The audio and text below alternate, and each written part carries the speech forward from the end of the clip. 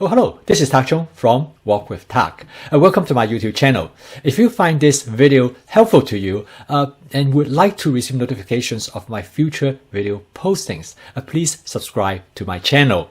Not too long ago, a close friend of mine, I will call him Jim for the purpose of this video, asked me for the recommendation in purchasing a wok. He decided to buy the Cuisinart 14-inch stainless steel wok because he loved the appearance of the wok, and he likes that you can clean the wok and keep it nice and shiny. About 2 weeks later, after he purchased the wok, he called me on the phone and he said his wok has badly burned and he was not able to clean them off. And then he sent me a picture of what the wok looked like. Actually, he got it from the internet. And then he also sent me a quote from a website and described the problem with this stainless steel wok. Below is a picture of our Cuisinart stainless steel wok today. Notice that after use, there is some oil residue as well as char spots. This residue can be tough to scrub off. You can also scratch the pan if using a heavy-duty scouring pad. So if you have visions of keeping your stainless steel wok nice and shiny, it's not going to happen. This is probably one of the least used cooking vessels in our kitchen. Quote, we have many. I told Jim not to worry because I'm going to show him how to keep his stainless steel wok spotless and nice, just like the one I have here. After showing him the steps and process of how to clean and maintain his stainless steel wok, I decided I'm going to make a video because I believe other people might have similar problems as well. I use the wok, of course, most frequently is to cook vegetables, as in this case, such as the stir-fry broccoli. But I also use the wok to cook shrimp, as in this particular instance, I'm cooking the shrimp with a quick stir-fry. And then lastly, I use the wok for pan fry, and I use them to pan fry steaks. Of course, I would also use the wok to fry egg. Like this case, I'm making a scrambled egg with mushroom, onion, and tomatoes. In general, the rule of thumb is that if you cook anything that contains fluid toward the end of the cooking process, you will have no problem of anything stick to the bottom of the wok because the fluid essentially will clean the wok during the last phase of cooking. Here is an example. After I finish cooking, I take the wok to the sink. I use my wok brush. As you can see, in a matter of about few seconds, I can quickly clean the wok. And that's the beauty of the stainless steel wok. It is very easy to clean. Almost 90% of the time when I cook, this is what happened. I was able to remove whatever that might left on the surface of the wok, just simply using my wok brush. Now you can use any type of brush to clean it, but the wok brush is great because it is large, so it covers a much greater surface when you use it to clean the wok. Now in this case, after I cook an egg omelette, you notice that there are some residue of egg stick on the surface of the wok that could not be easily removed by the wok brush. So in this case, I use a scouring pad, and I gently and I'm able to move that very easily. As shown here, in almost all these cooking situations, the wok usually perform very well, as long as you spot season the wok of each cooking session. Now, the stainless steel wok do not season as well as other type of cook surfaces, so it is important that you spot season the wok each time before you start a cooking session. When I cook with a stainless steel wok, most of the time I will wash the wok and clean it, and then I spot season it before I start on the next cooking task. But sometimes I will have some sauce left behind from a previous dish, and I want whatever I'm going to cook to pick up the flavor of that sauce. And this is often where the problems start to form. Now, as shown in this example, in the previous dish, I cooked actually a vegetable dish, and I created a teriyaki-like sauce. I have removed the vegetable, and I decided I'm going to cook the shrimp in the same sauce. So I just add a little bit more oil. Now, that's where problem begins because the sauce, which if it contains sugar, it will start to caramelize, and then it will burn onto the surface of the wok.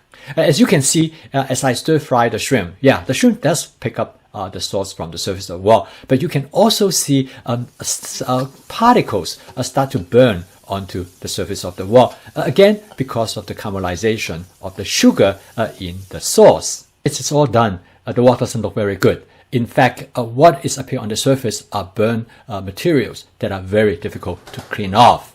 So I put the wok back onto the stove. First of all, I try to drain as much oil as possible if there are any left. And then I use a water squeeze bottle. I add a small amount of water to the wok. As you can see, the water starts to boil almost immediately. At this point, I use my wok spatula. It is easily for me to remove any burnt material on the surface of the wok. I then take it over the sink. As you can see, I can easily rinse off those burnt material off the wok. And then I follow by using the wok brush. And just a few brushing action, I was able to clean the wok almost completely well. So as you can see, this cleaning method is extremely effective. In fact, if you don't use hot water and do it like this, those burnt particles is almost impossible to clean off. Next, I want to show you an example of a wok that is truly badly burned. Now, in this case, I make an egg omelette and I make some bad mistakes, which I will not go into, that result to this terribly burned material on the surface of the wok. This is exactly what happened to Jim. No matter how hard he tried to scrub this burnt material, he was unable to remove them. So the approach in cleaning this wok is actually very similar to what we did earlier. So what we did is that we put the wok back on the stove and heat it up. And then while it is almost completely heat up, I start to sprinkle, or I start to use my squeeze bottle and add water to the wok. As you notice that the water steam up almost immediately when they touch the wok. So it is very important that you keep the wok as hot as possible. Again, I use the wok spatula. I use it as a scraper, and you easily scrape off those burnt materials even though they were very thick.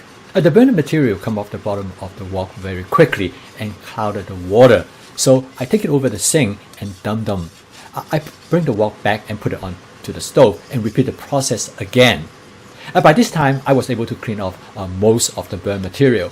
And then I bring it over to the sink and use my wok brush. Again, just after a few brush, I'm able to completely restore the wok back to its original state.